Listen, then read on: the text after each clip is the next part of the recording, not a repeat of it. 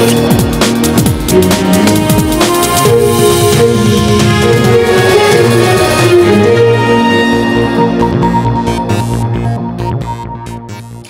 and welcome to News Tonight on Rajya Sabha TV. I'm Aishwarya Kapoor. Here are the latest headlines.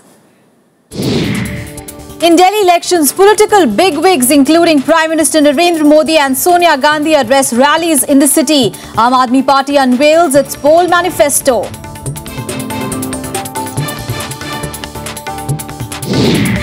Central government to set up a special investigation team to re-investigate 1984 anti-Sikh riot cases which were closed by the police and did not reach courts.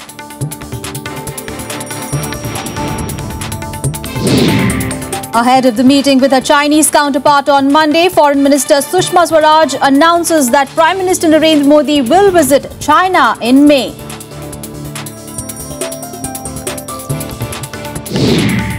Islamic State terrorists claim they have beheaded second Japanese hostage. Japanese Prime Minister Shinzo Abe denounces killing, pledges retaliation.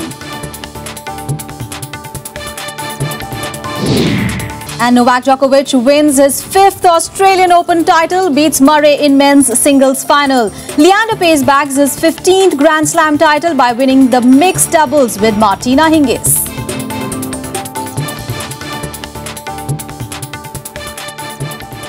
The top story, it was a busy weekend for the senior leaders of both the BJP and the Congress who addressed many voters in many places in Delhi. BJP's star campaigner, Prime Minister Narendra Modi, lent his weight for Kiran Bedi, while Sonia Gandhi listed her party's achievements for the national capital. In the high-stakes campaign for the Delhi Assembly elections, all the three parties, the BJP, the Aam Aadmi Party and the Congress, unleashed their top leaders on Sunday. Prime Minister Narendra Modi, Arvind Kejriwal and Sonia Gandhi combined to race the poll pitch across the city. Addressing a gathering in West Delhi's Dwarka area, Modi said he was now a resident of Delhi and intended to keep all his promises to the city's voters. Delhi मुझे 7 लोकसभा की सीटें दें और पूर्ण बहुमत की दिल्ली में सरकार बनाने के लिए अवसर दे, इससे बड़ी कोई बात नहीं होती है भाइयों। आपने मुझे वो दिया है, अब मुझे ब्याज समेत उसे लौटाना है। विकास करके लौटाना है। The BJP's chief ministerial candidate Kiran Bedi exhorted voters to help her translate Modi's dreams into a reality. हमारी सारी सरकार, सारे मंत्री लोग आपसे जुड़े रहेंगे, आपके हमारे पार्टी के लीडरशिप आपसे जुड़े रहेंगे, हमारे तमाम कार्यकर्ता आपसे जुड़े रहेंगे ताकि आपके विचार सुनते रहें। हम आपको वो सरकार दें जो आपको चाहिए। ये सरकार आपकी है, ये सरकार सबकी है, ये सबकी सरकार है जो हमारे प्रधानमंत्री जी के सपने साकार करने वाली है, दिल्ली को वर्ल्ड क्लास सिटी बनाने वाली है। Aam Aadmi Party leader Arvind Kejriwal took the BJP to task over electricity rates and rising prices among other issues. इन्होंने नारा दिया था ना, बहुत हुई महंगाई की मार, अब की बार मोदी सरकार। मैं आपसे पूछना चाहता हूं, महंगाई कम हो गई क्या? उल्टे महंगाई बढ़ गई है भाई साहब। इन्होंने दूध के दाम बढ़ा दिए, सब्जियों के दाम बढ़ा दिए, फलों के दाम बढ़ा दिए, दालों के दाम बढ़ा दिए, रेल के किराए बढ़ा दिए, सिलेंडर के दाम बढ़ा दिए, बिजली के दाम बढ़ा दिए, पानी के दाम बढ़ा दिए। Congress President Sonia Gandhi targeted both the BJP and the Aam Aadmi Party in her speech. She listed the party's achievements while charging her rivals of making false promises to the people. जिनको हमने समर्थन दिया, वे 1.5 महीने भी सरकार नहीं चला पाए, जिम्मेदारी छोड़कर चले गए। फिर आई भाजपा सरकार, वो भी चुनाव कराने की जगह अपनी जिम्मेदारी निभाने की बजाय चुनाव टालती रही और दिल्ली को अपने हाल पर छोड़ दिया। Elections for the 70-member Delhi Assembly will be held in a single phase on 7th of Feb. With barely 6 days to go, the city saw over 70 rallies on Sunday. all parties have pressed in their heavyweights. The BJP is relying on Modi's star power to keep its winning streak intact. Making what was his second campaign speech in Delhi, Prime Minister Narendra Modi targeted not only Aam Aadmi Party but also 10 years of UPA government. In highlighting the failures of UPA government, Prime Minister also focused on his own achievement and also sought support for his national agenda. With video journalist Saroj and my colleague Pranav Goswami, Anodivan for Rajya Sabha TV. And as Delhi gets ready to elect a new assembly, one of the most important issues that political parties are highlighting is that of women's security. Today it was the turn of the Aam Aadmi Party to unveil its plans to make women feel safer in the national capital. The Aam Aadmi Party is going all out to secure the women's vote. Among the slew of promises that the party chief Arvind Kejriwal is making for them are CCTV cameras, security guards in buses and free Wi-Fi facilities to ensure their safety. पूरे दिल्ली के अंदर आम आदमी party 10 से 15 lakh CCTV camera लगाएंगे। हर बस के अंदर एक सिक्योरिटी गार्ड बिठाएंगे। हर महिला को अपने मोबाइल फोन पे एक सुरक्षा बटन देंगे। Targeting their strongest rival, the BJP, Kejriwal slammed the central government for removing CCTV cameras after the departure of US President Barack Obama. राष्ट्रपति बारक साहब के लिए तो 15,000 सीसीटीवी कैमरे लगवा दिए, लेकिन हमारी महिलाओं के लिए एक भी सीसीटीवी कैमरा लगाने के लिए उनके पास पैसे नहीं थे, फंड नहीं थे। Given the prevalence of crime against women in Delhi, their safety is high on the list of campaign promises made by all political parties. Besides promising several measures to ensure their protection against crime, the BJP has maintained that its CM nominee will take several steps to reduce crime against women and ensure their empowerment, safety and security. The Congress has also claimed that it will increase the number of women in the police force, install CCTV cameras and make all public transport Wi-Fi enabled. Kriti Mishra, Rajya Sabha TV. And in other news, the centre is likely to order fresh probe in the 1984 anti-Sikh rights cases. According to sources, the committee headed by former Supreme Court Judge Justice G.P. Mathur submitted its report to Home Minister Rajnath Singh last week. An official announcement is likely soon after the Delhi polls. However, the move is seen by the Congress as an attempt to woo voters ahead of the elections. 30 years after the anti-Sikh riots in Delhi, the centre is likely to order fresh probe. It has reportedly decided to set up an SIT to probe cases which were closed by the police and did not reach courts. A panel constituted by the government under Justice G.P. Mathur submitted its report saying there are 225 such cases which need a relook. In its report, the committee has said that in many cases crucial evidence were overlooked and there should be a fresh probe. A delegation of Shiromani Akali Dal leaders met Home Minister Rajnath Singh on Sunday seeking justice for the riot victims. सूत्रों से हमें पता लगा कि उन्होंने SIT के गठन की रिकमेंडेशंस दी हैं और हमने माननीय होम मिनिस्टर को कहा है कि अकाली दल और सिख कम्युनिटी पिछले 31 साल हो गए हैं इंसाफ के लिए लड़ रहे हैं। समय आ गया है कि जो रिकमेंडेशंस उन्होंने दी हैं उसको लागू किया जाए। उन्होंने क्योंकि इस वक्त इलेक्शन का दौर है, वो कह रहे हैं मैं इस पे कुछ कह नहीं सकता, लेकिन जो जस्टिस होगा वो मैं जरूर करूंगा। ये एक इंटरनेशनल मुद्दा है और यहाँ पे हार्डली किसी को सजा हुई है। दिल्ली में 3000 सिखों का कत्ल हुआ मगर किसी को सजा नहीं हुई, केस खुद ही बंद कर दिए गए। उनको रीओपन करके उनको री-इन्वेस्टिगेट करना ये तो बहुत ही जरूरी है। Though the Home Ministry denied the reports, Congress is crying foul over the timing of the information. However, BJP dismissed Congress's allegation that the move is an attempt to woo voters ahead of the Delhi Assembly polls. सुना है reopen की है तो करने जा रहे हैं, तो हमें अच्छा लगा, ठीक है जी। और जो सरकार इलेक्शन होते हैं तो सब कुछ करने लग जाती है, उसके बाद फिर चुप हो जाते हैं जी। बस आगे पीछे तो कोई पूछता नहीं है। Coming as it does on the heels of five or 6 days prior to Delhi elections, why was Mr. Modi and BJP sleeping for 9 months when they were in power in centre as also in Delhi? Is it only an electoral ploy? Is it only a gimmick that Mr. Modi takes out of his hat to woo voters? I think if this is so, then it is deprecable. ना, अभी इसके बारे में हमको ये ज्ञान नहीं है क्योंकि वो चर्चा करना पड़ेगा। मंत्रालय में अभी चर्चा में नहीं आया। नहीं, वो किसी भी चीज को चुनाव की दृष्टि से जोड़ के नहीं देखना चाहिए। The families of the victims have alleged that Delhi police ignored evidence and witness accounts under political pressure and closed these cases. Home Minister Rajnath Singh had recently described the riots as genocide and assured the victims that the government will bring the culprits to justice.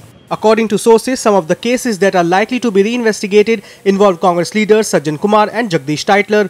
Bureau Report, Rajya Sabha TV. Now, Prime Minister Narendra Modi will visit China in May this year. Foreign Minister Sushma Swaraj conveyed this today ahead of the Russia-India-China trilateral meeting on Monday. Now, Sushma Swaraj is in China on a 4-day visit, which comes barely a week after China reacted strongly to the US supporting India for a seat in the nuclear suppliers group. However, China's foreign minister stressed on the need to keep good relations with the neighbor. External Affairs Minister Sushma Swaraj said that Prime Minister Narendra Modi will visit China in May this year. The PM's trip is a reciprocal one by President Xi Jinping to India in September last year. In a speech to the India-China Media Forum earlier today, Sushma said that India is committed to resolve the boundary issue with the neighbor. She met Chinese Foreign Minister Wang Yi on Sunday. China too stressed the need to keep good relation with the neighbor. We have made considerable progress in establishing and expanding defence contacts and exchanges, including across our borders. They contribute to the maintenance of peace and tranquility, a prerequisite for the further development of our relationship. On the boundary question, my government is committed to exploring an early settlement. 印度跟美国跟其他国家建立发展友好关系。中国作为印度的好朋友，我们乐观其成。但同时，印度也好，中国也好，我们都更加重视跟邻国的关系，因为邻国是搬不开的、搬不走的，是要永远做邻国。所以，跟邻国搞好关系，都是我们各自的政策的首要。 She also suggested a new 6-point template to build ties. Sushma spoke about PM's engagement with the Chinese leadership since taking office, saying the new momentum in ties would be accelerated. A critical change in the nature of our bilateral ties over the last few decades has been its growing economic dimension. China is today our largest partner in trade in goods.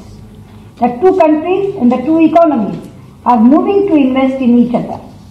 Serious discussions on enhancing connectivity have been initiated. Sushma's maiden visit to China also focused on opening the additional route for the Kailash Mansarovar Yatra, for which preparations are on. She also highlighted China's cooperation in PM's Make in India initiative. Another major thrust is in establishing industrial parks in 2 Indian states that would contribute to the Make in India initiative. We will make it easier for Chinese companies to do business in India and expect that similar encouragement would be given to our companies to expand their business in China. Sushma's visit is seen as a crucial one, with India seeking to allay Chinese concerns over a joint statement between India and the US during President Barack Obama's visit last week. China had reacted angrily to the India-US statement last week, hinting that they won't make it easy for India to become a member of the nuclear suppliers group. Beijing had also criticized both Obama and Modi for statements calling for freedom of navigation and overflight throughout the region, especially in the South China Sea. Bureau Report, Rajya Sabha TV. All right, we'll take a very short break here. Coming up ahead, jet fuel prices to cost lesser than diesel after price slash. That and much more after a short break. Stay with us.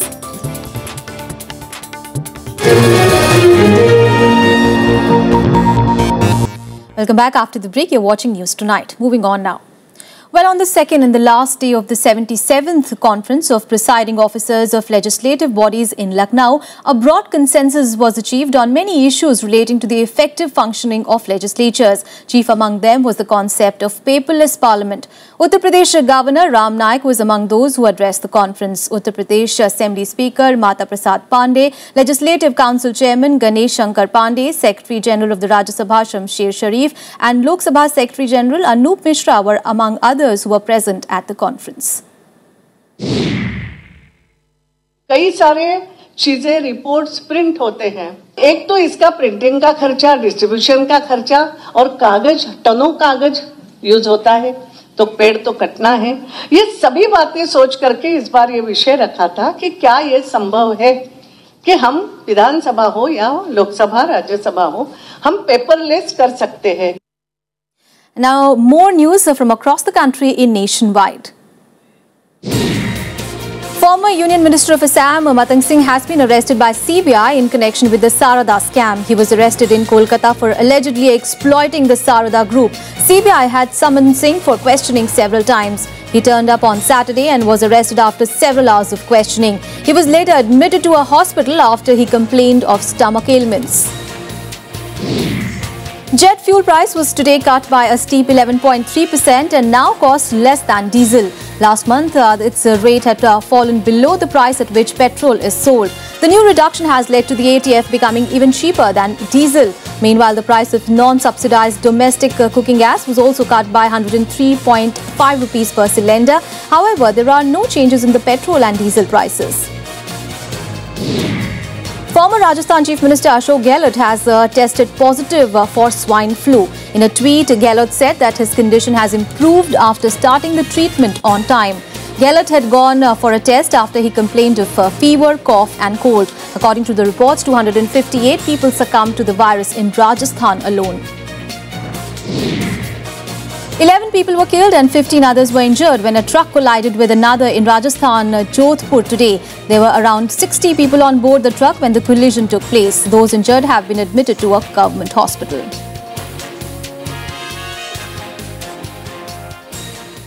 On to some international news now, and the Islamic State has claimed that they have beheaded the second Japanese hostage, Kenji Goto. Now, the incident comes just 2 days after the deadline set by the group for prisoner swaps passed off without any reaction from either Japan or Jordan. However, an outraged Japanese Prime Minister Shinzo Abe has vowed to hunt down the perpetrators, announcing support to anti-Islamic State coalition. Japan is outraged after the Islamic State reportedly beheaded the second Japanese hostage, Kenji Goto. A video released by the group purportedly showed the killing of the veteran war correspondent. Goto was captured by militants in late October. Abe, because of your reckless decision to take part in an unwinnable war, this knife will not only slaughter Kenji, but will also carry on and cause carnage wherever your people are found. So let the nightmare for Japan.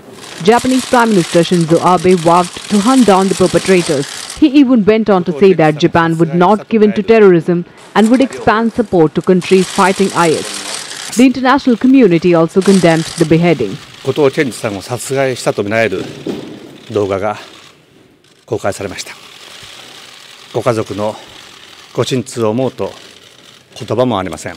We stand together with the people of Japan and indeed with all our allies against terrorism wherever it rears. Terrible shock for the people of Japan, an unspeakable horror for the family, and this just demonstrates how important it is that all countries do what they reasonably can to disrupt and degrade this death cult which has ushered in a new dark age. Jordan too condemned the beheading as they get ready for a prisoner swap with the group in exchange for a Jordanian pilot still held captive. After the latest video of beheading, even the pilot's fate remains unclear.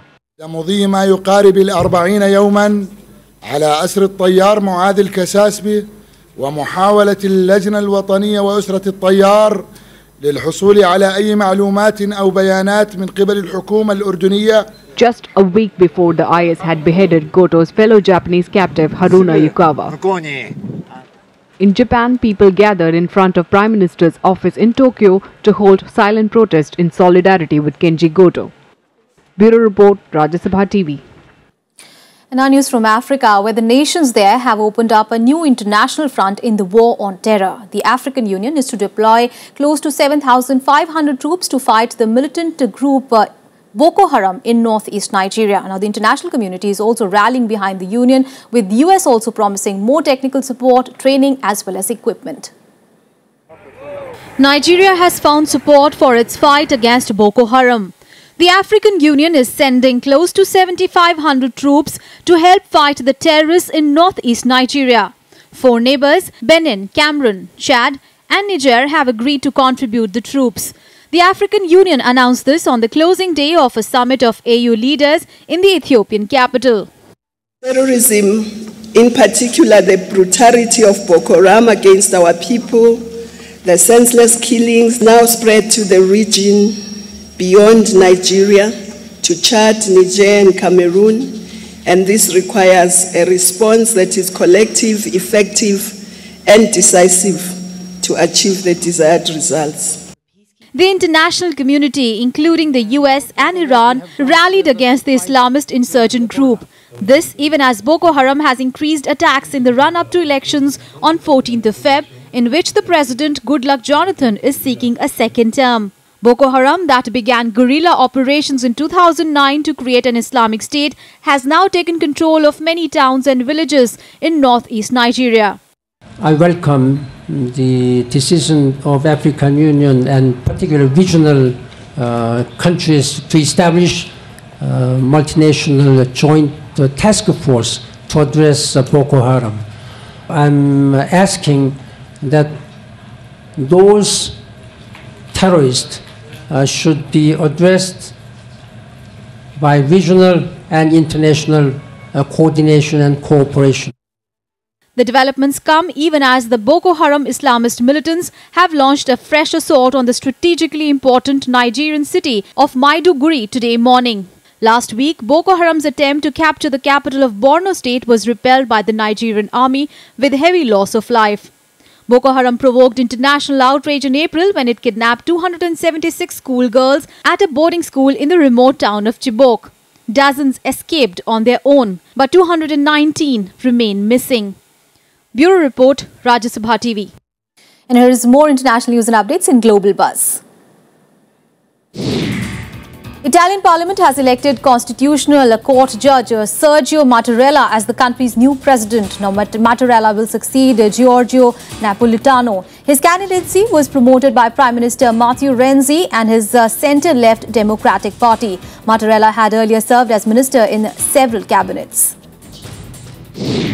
Ukrainian peace talks collapsed yet again without reaching an agreement on ceasefire. Both Ukraine's representatives and separatist envoys accused each other of sabotaging the meeting. Officials said that the discussions are unlikely to resume. Meanwhile, fighting continues in Ukrainian border. At least 15 soldiers were killed and several others were injured on Saturday.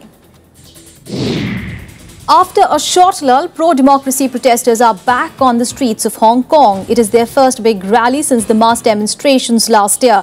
A large battalion of police forces have been deployed to stop the protesters from reoccupying key areas. The protesters said that they will continue their mission and ask people to join the democracy movement. At least 13 people were killed in fire in a plastic packaging factory in Bangladesh on Saturday. Several factory workers suffered severe burns and they were rushed to the hospitals. 18 firefighting units brought the blaze under control after 2 hours of operation. Police officials are investigating the cause of the fire breakout. Well, we'll take a very short break here. Coming up ahead, Australia crush England by 112 runs to lift the ODI Tri-Series. Stay with us for that and much more.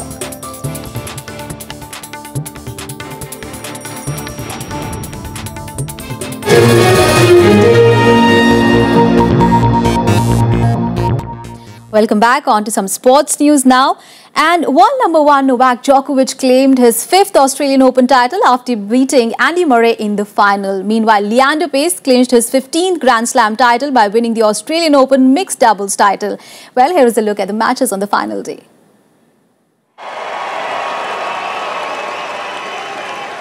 The final encounter between Novak Djokovic and Andy Murray was expected to be a tight one. It turned out that way in the beginning as they waged a fierce baseline duel for the opening 2 sets, both winning 1 each in the tie-break. The top seed then won 12 of the last 13 games to close out an emphatic 7-6, 6-7, 6-3, 6-0 win in more than 3.5 hours.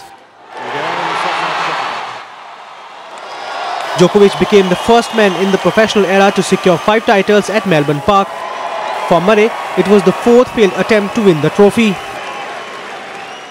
I'm so privileged and honored and grateful to be standing here and as a champion here for the 5th time and to be in the elite player and the elite group of players with Sir Roy Emerson, of course, Rod Laver, and all the legends of our sport. Doubles final of the Australian Open. Leander Paes and his Swiss partner Martina Hingis were up against the defending champions Daniel Nestor and Kristina Mladenovic in the mixed doubles final. The third seed pair of Nestor and Kristina had defeated the Indo-Brazilian pair of Sania Mirza and Bruno Soares in the semi-final. The 7th seed Indo-Swiss pair broke their opponents early to take a 3-0 lead in the first set. At 4-5 down, Nestor double faulted to give up the first set by 6-4 in 29 minutes. Terrible service game from Nestor. 6 games to 4. That cost them the first set, 6 games to 4. In the second set, Paes and Hingis were broken early, but they broke back their opponents twice to go by 5-3 up. In the 9th game, Hingis hit a back paddling smash to seal the straight set 6-4, 6-3 victory in just over an hour. Today it was just a matter of patience, and eventually our understanding of the game of tennis, our understanding of each other came through, and it's just a treat to win your 16th, no? 15th. Her 16th, my 15th. It was like always like every point counts, and there was a huge difference today that it was not as physical maybe, but it was more of a mental match today. The victory gave 41-year-old Paes his 7th mixed doubles Grand Slam title and his 15th overall. For Hingis, it was her 11th doubles title apart from a 5 singles title. 6-4, 6-3. Bureau Report, Rajya Sabha TV. And some more sporting action in Sports Beat. Australia thrashed England by 122 runs in the final of the Tri-Series at Perth today. Batting first, Australia scored 279 runs, with Glenn Maxwell top scoring with 95 runs. In reply, England put up a poor batting display and they were bundled out for just 166 runs. Maxwell also took 4 wickets to win the Man of the Match award for his all-round performance. Host Australia won the Asian Cup with a 2-1 victory over South Korea in the final in Sydney. Australia took the lead just before the half-time, but a dramatic injury time goal from Korea pushed the match into the extra time. James Troisky scored the winning goal to hand Australia their maiden Asian Cup title. Chelsea maintained their 5-point advantage over the Manchester City at the top of the Premier League table after a 1-1 draw at Stamford Bridge. Loic Remy gave Chelsea the lead just before the interval, but David Silva replied almost instantly for City after a rare error from Chelsea goalkeeper. Chelsea is now at the top of the table with 53 points from 23 games. Well, that's all in this edition of News Tonight. Thanks for watching. Good night.